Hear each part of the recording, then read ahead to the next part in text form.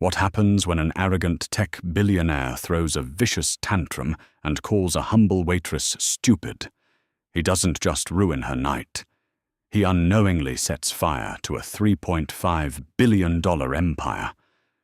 Grab your popcorn, because this is the true story of the most expensive insult in Wall Street history. The ambient lighting inside L'Atelier Noir, one of Manhattan's most fiercely guarded and exclusive Michelin-starred restaurants, was designed to make its billionaire patrons look flawless.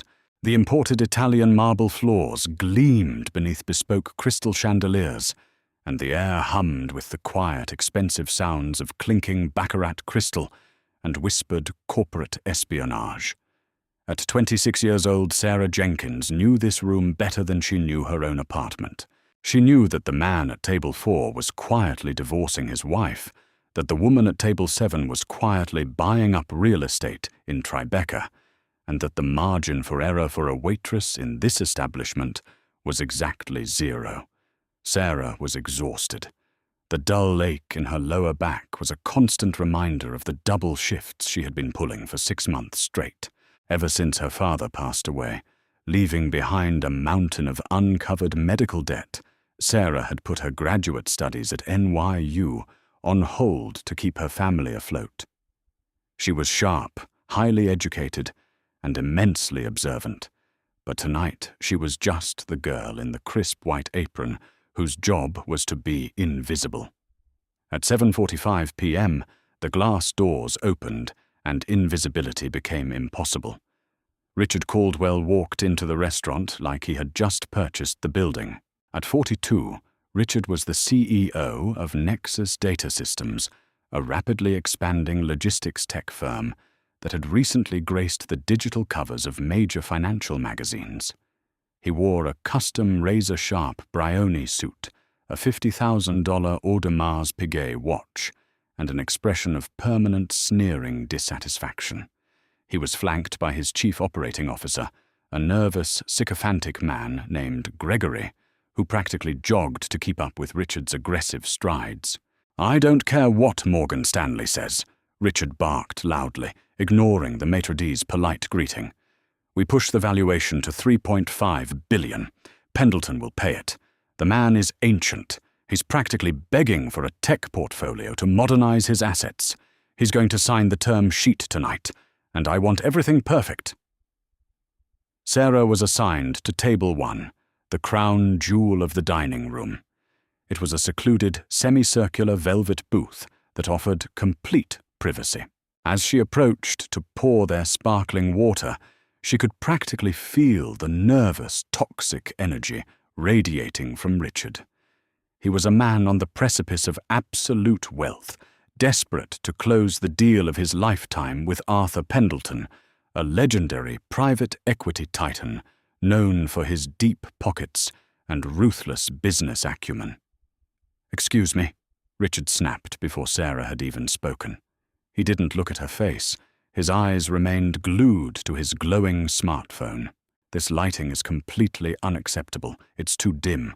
Do I look like a bat to you?" "Turn it up." "I apologize, sir," Sarah said softly, her voice a practiced melody of customer service grace. "The lighting in the dining room is centrally controlled to maintain the ambience, but I can certainly bring a discreet reading lamp for your documents if you prefer." Richard finally looked up, his eyes narrowing. "Did I ask for a reading lamp? I asked for the lights to be turned up. Go find the central control and fix it. And bring us a bottle of the 96 Krug champagne. Don't take all night." Sarah offered a polite nod. "Right away, sir." For the next 40 minutes, Richard Caldwell made it his personal mission to terrorize the staff. When the champagne arrived, he complained it was 2 degrees too cold. When the amuse-bouche was served, he demanded to know the exact provenance of the beluga caviar, cutting Sarah off mid-sentence to brag to Gregory about his own private chef. But the true breaking point arrived with the main course. Richard had ordered the restaurant's signature dry-aged Wagyu ribeye, but demanded it be butterflied, cooked well done and smothered in a side of synthetic truffle oil, a preparation that the proud, temperamental French executive chef vehemently despised.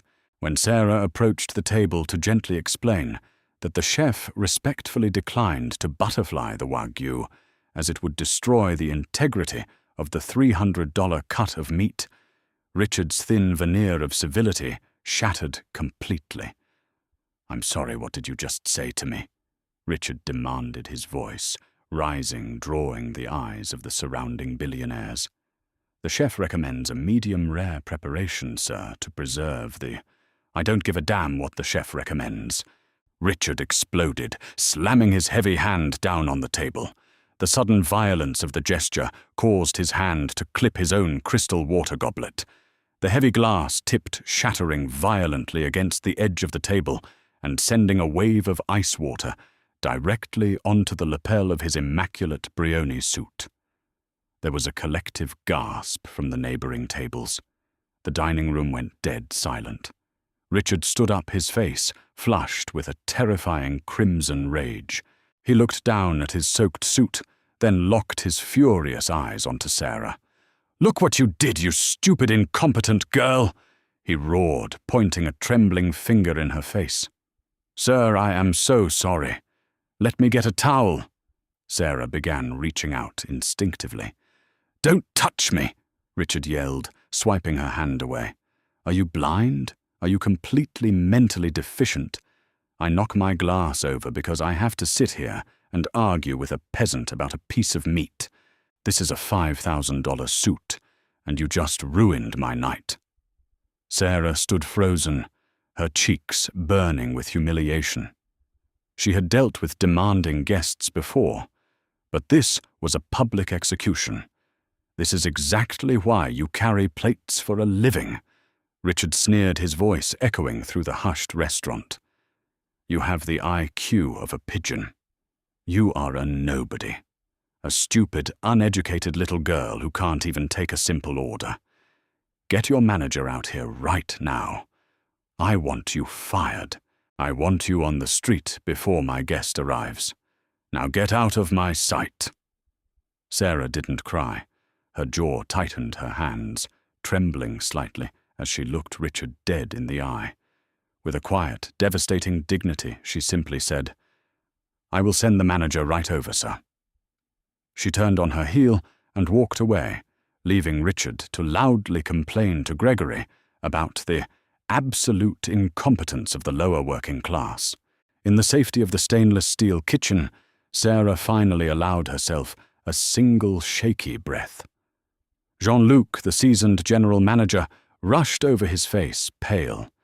He had seen the entire exchange from the floor. "Sarah, go to the break room. I will handle him," Jean-Luc said quietly, placing a comforting hand on her shoulder. "You are not fired. I will comp his champagne and soothe his ego. Just stay out of sight for a while." "He's a monster, Jean-Luc," Sarah whispered, wiping a rogue tear that threatened to spill. He knocked the glass over himself. "I know, my dear. I know. Wealth does not buy class." Jean-Luc sighed, smoothing his tie before walking out into the lion's den. Back in the dining room, Richard was holding court. He was dabbing at his suit jacket with a napkin, looking highly pleased with himself. The adrenaline of his outburst had energized him. "You see, Gregory," Richard said, leaning back in his chair and swirling his champagne, "that is how you establish dominance. You have to remind these people of their place in the food chain. You show weakness, they walk all over you. Arthur Pendleton is an apex predator. When he gets here, he's going to want to see a man who takes control of a room." Gregory nodded vigorously, though he looked physically ill. "Absolutely, Richard." "Masterful. Where the hell is Arthur, anyway?" Richard checked his watch, annoyed. "It's 8:30. He was supposed to be here 20 minutes ago to sign the term sheets." "Actually, Richard, I've been here since 7 o'clock. The voice didn't come from the front entrance. It came from the shadows of Table 9, a dimly lit, unassuming booth tucked away in the back corner of the restaurant. Richard froze. A man slowly stood up from the corner booth. He was 68 years old, with perfectly groomed silver hair, wearing a conservative navy blazer and a simple blue tie. He held a folded copy of the Wall Street Journal in one hand and half-empty cup of black coffee in the other. He had instructed the maitre d' to sneak him in through the side entrance an hour early, strictly forbidding them from announcing his presence to Richard. It was Arthur Pendleton, the billionaire founder of Pendleton Equities, the man holding the keys to a $5 billion kingdom. Richard immediately leapt to his feet, his arrogant sneer instantly morphing into a mask of desperate, sycophantic joy. "Arthur, my God, you're here. We didn't even see you come in. Please join us. Let me get you a glass of the Krug." Arthur did not smile. He did not walk toward Richard with open arms. Instead, he approached the table with the slow, deliberate pace of a judge walking to the bench. His eyes were cold, calculating, and devoid of any warmth. He stopped at the edge of the table, ignoring Richard's outstretched hand. "Gregory." Arthur said, his voice quiet, but commanding enough to freeze the blood in the COO's veins. "Take your briefcase and go wait at the bar. I need a word with your CEO." Gregory practically tripped over his own chair in his haste to escape fleeing to the mahogany bar across the room. Arthur looked at Richard, who was still standing, with his hand awkwardly suspended in the air. "Sit down, Richard." Richard swallowed hard, his confidence suddenly evaporating. He sat down. "Arthur, I'm sorry about the delay. We had a minor issue with the service here. Completely unacceptable, really. I had to put a waitress in her place. Jean-Luc." Arthur called out, cutting Richard off completely. The general manager, who had been hovering nearby, stepped forward. "Yes, Mr. Pendleton." "Could you please ask Sarah to come out to the table?" Arthur asked politely. Richard's stomach dropped. "Arthur, really, that's not necessary. The girl is a liability. She's completely incompetent." "Silence!" Arthur snapped. The single word cracked like a whip across the table. Richard snapped his mouth shut.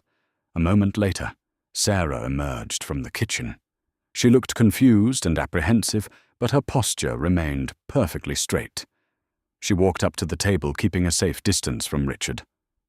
Arthur turned to her, his demeanor instantly softening. "Sarah, my name is Arthur Pendleton. I have been sitting in that booth for an hour and a half. I watched this entire miserable spectacle unfold."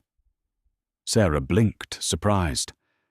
"Mr. Pendleton, I want to personally apologize to you," Arthur said, his voice carrying clearly across the quiet dining room. "I apologize for the horrific, inexcusable behavior of my former business associate here." Richard's head snapped up.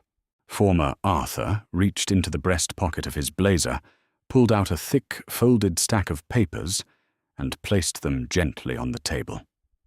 It was the $3.5 billion acquisition contract, the term sheets that Richard had been salivating over for a year. "Richard," Arthur said, slowly turning his gaze back to the tech CEO, "do you know what my job is? My job is risk assessment.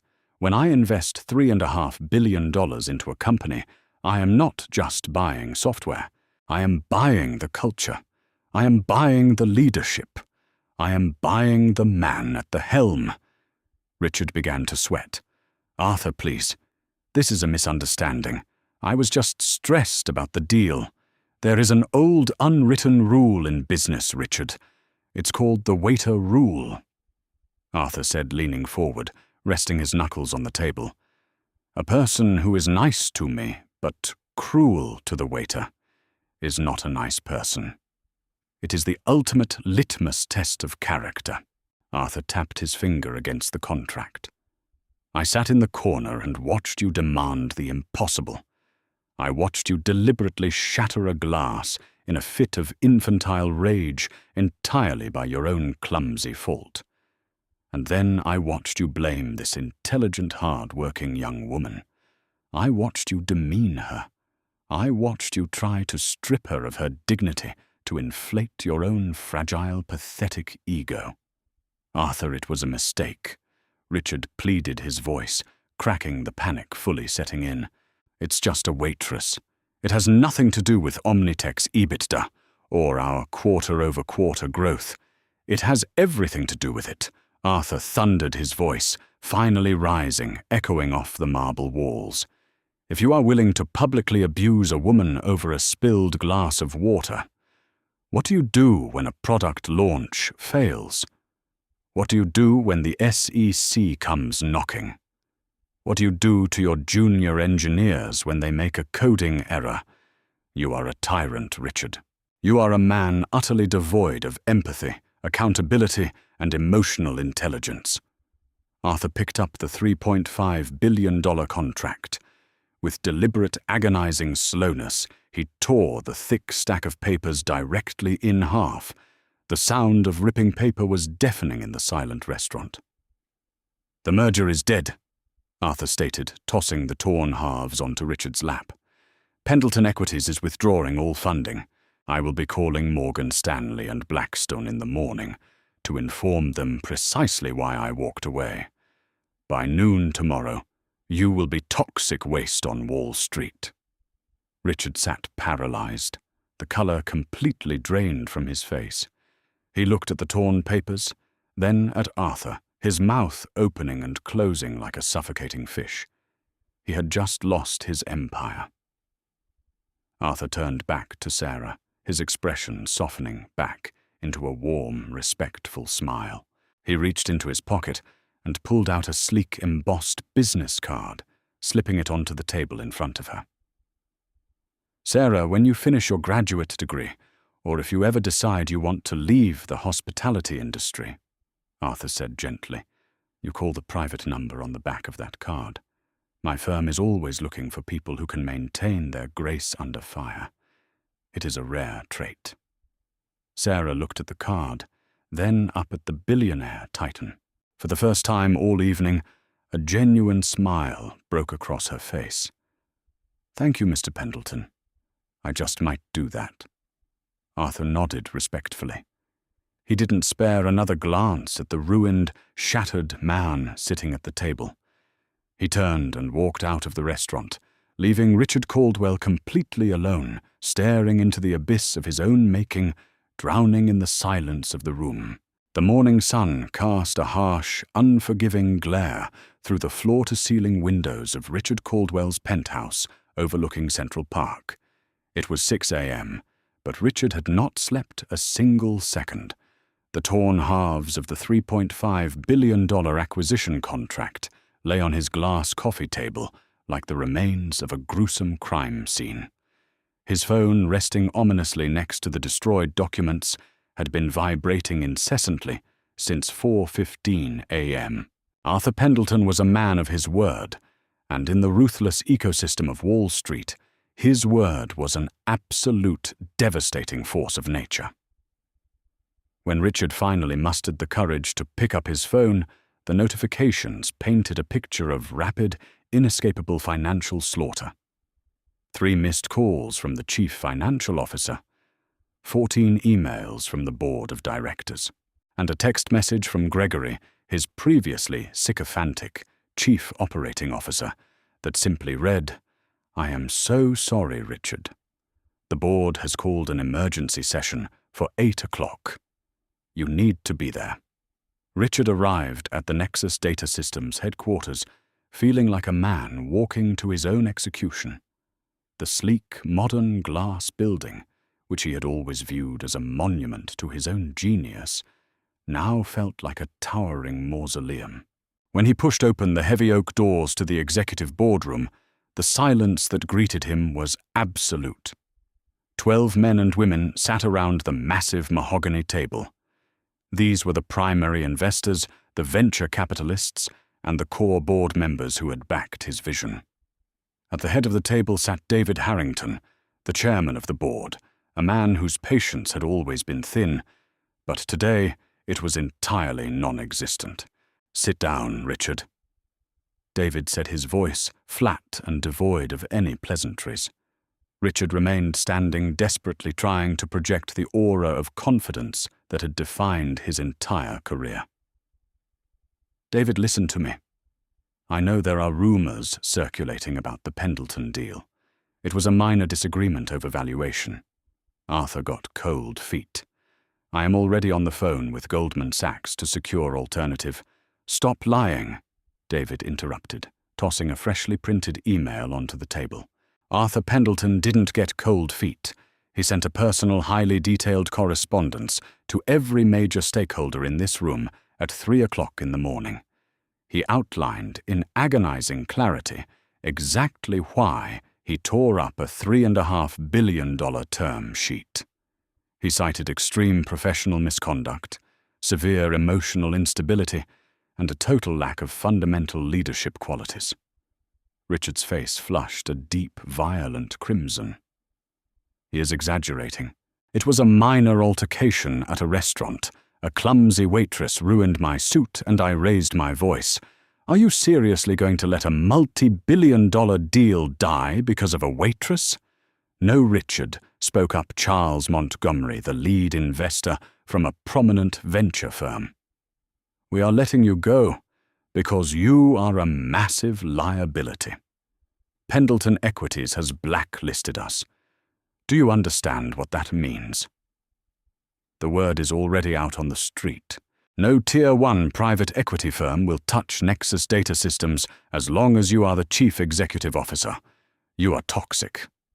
The reality of the situation crashed down on Richard with the weight of a collapsing skyscraper. He looked at Gregory, who was staring fixedly at his own hands, refusing to make eye contact.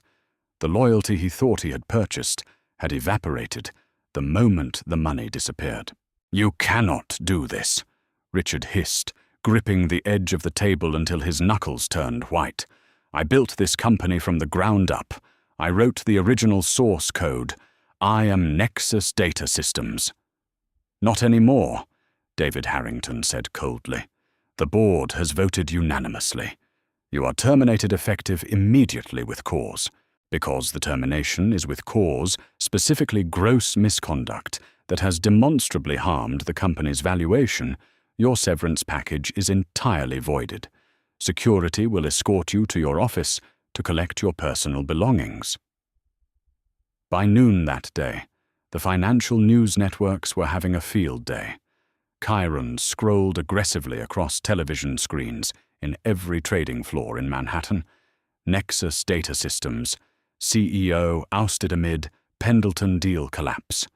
Stocks plummet 40%. Richard's descent was rapid and brutal. The loss of his position triggered immediate margin calls on his heavily leveraged personal investments. His extravagant lifestyle, the penthouse, the Hamptons estate, the fleet of luxury vehicles had all been financed against the anticipated $3.5 billion windfall. Without that money, and without his exorbitant salary, the banks swiftly moved in to collect. Within 6 months, the penthouse was foreclosed.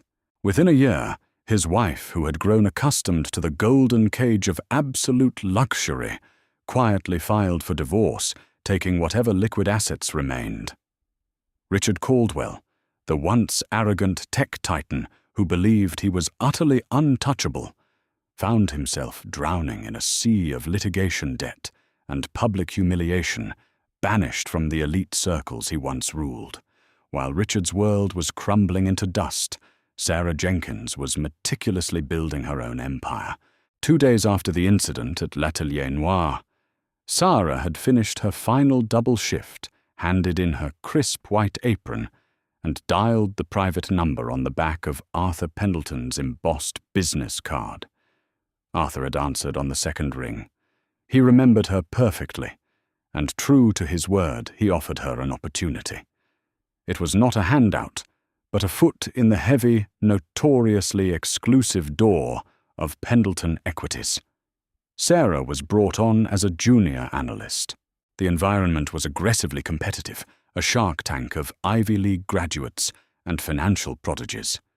But Sarah had an edge that none of them possessed. Years of navigating the complex high-stakes dining rooms of elite restaurants had taught her how to read a room with terrifying accuracy. She understood micro-expressions, unspoken power dynamics, and the hidden anxieties that drove high-net-worth individuals. She knew when a CEO was bluffing about a company's revenue, and she knew when a founder was desperate to sell. She applied the same relentless work ethic that had kept her family afloat during their darkest hours. She worked 80-hour weeks, devoured financial statements, and slowly but surely she caught the attention of the senior partners. Arthur Pendleton himself became her mentor, grooming her to understand not just the math behind an acquisition, but the human element that dictated success or failure. "Numbers can be manipulated, Sarah," Arthur told her during one of their late-night strategy sessions. "But character always reveals itself under pressure." 5 years passed. The world of high finance shifted and evolved, but Sarah's ascent remained a constant, unstoppable trajectory. By her 31st birthday, she had been promoted to Vice President of Acquisitions at Pendleton Equities. She was no longer the invisible girl carrying plates. She was the architect of massive corporate buyouts, a feared and respected force on Wall Street. In the winter of 2031, a familiar file landed on Sarah's desk. It was Nexus Data Systems. The company had never fully recovered from the disastrous collapse of the Pendleton deal. Without Richard's initial, albeit chaotic vision, and burdened by a series of incompetent replacement CEOs, Nexus had slowly bled capital. Now they were on the verge of total bankruptcy, desperate for a buyout, just to keep the servers running. Pendleton Equities was swooping in to acquire the distressed assets for pennies on the dollar, a fraction of the $3.5 billion they had offered 5 years prior. Sarah was assigned as the lead negotiator to finalize the acquisition and restructure the company. The final meeting was scheduled for a bleak Tuesday morning in the Pendleton Equities boardroom. Sarah sat at the head of the long, polished table, flanked by her team of lawyers and accountants. The remaining executives of Nexus Data Systems sat opposite them, looking defeated and exhausted. "The terms are non-negotiable," Sarah stated, her voice calm, professional, and dripping with authority. "We are purchasing the patents, the physical infrastructure, and the client database. The current executive team will be dissolved, and we will install our own management. You will sign the transfer agreements today." The Nexus executives nodded miserably. It was a complete surrender. Just as the lawyers began distributing the final contracts, the boardroom door opened hesitantly. An assistant leaned in. "Excuse me, Ms. Jenkins. There is a man here who insists on speaking with the new owners of Nexus. He says he is the original founder and wishes to propose a consulting arrangement to help transition the software." Sarah paused, her pen hovering over the contract. "Send him in." A man walked into the room. His posture was slumped. His hair had thinned and grayed significantly, and the suit he wore, though once expensive, was frayed at the cuffs and hung loosely on his diminished frame. He carried a battered leather briefcase and wore an expression of desperate, fabricated optimism. It was Richard Caldwell. He did not recognize her at first. He was too focused on the imposing, intimidating atmosphere of the Pendleton Equities boardroom. He walked toward the table, fumbling to open his briefcase. "Good morning," Richard began, his voice lacking the booming arrogance it once held. It was now thin and pleading. "I know this is highly irregular, but I built Nexus Data Systems. I know the proprietary code better than anyone on the planet. I know you are restructuring, and I believe my expertise could be invaluable as an external consultant. I am willing to work for a very reasonable fee." His voice trailed off as he finally looked up and made eye contact with the woman sitting at the head of the table. Sarah Jenkins sat perfectly still, her hands folded neatly over the acquisition documents.